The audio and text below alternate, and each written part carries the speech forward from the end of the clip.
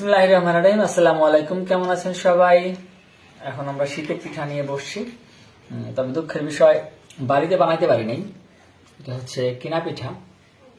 আর কেনা পিঠার সবচাইতে বড় বৈশিষ্ট্য হচ্ছে, আর জিভে পানি চলে আসছে, একটু মুখে নিয়ে নিয়ে গিয়ে। বড় বৈশিষ্ট্য হচ্ছে এখানে অনেক আইটেমের ভর্তা বাটা, যেটা বাড়িতে যদি কখনো পিঠা বানানো হয়, বাটা থাকে, বাট এত না।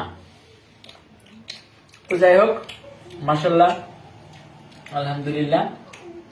আমরা যেই আন্টির দোকান থেকে আনছি পিঠাটা, উনি আসলে এই বাটা, এই ভর্তার জন্য খুব ফেমাস। মোটামুটি আমাদের সিরিয়াল মেনটেন করে তারপরে হচ্ছে আনতে হয়েছে।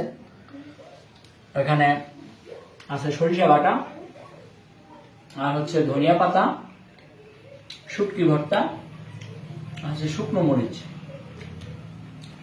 আর এই আন্টির হচ্ছে ফেমাস বাটাটা হইতেছিল আপনার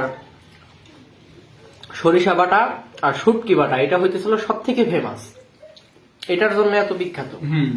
সিরিয়াল মেনটেন করার আগে।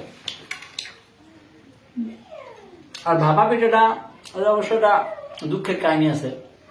ভাপা পিঠার মূল তন্ত্র আমরা যতটুকু বুঝি, সেটা হচ্ছে নারিকেল থাকতে হবে।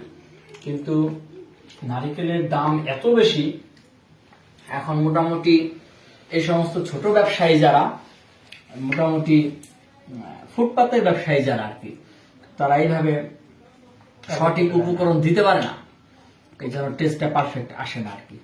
তো যাই হোক, এই ছিল আমাদের আজকের ছোট্ট একটা খানাপিনা। ভালো থাকবেন সবাই, সুস্থ থাকবেন, আল্লাহ হাফেজ।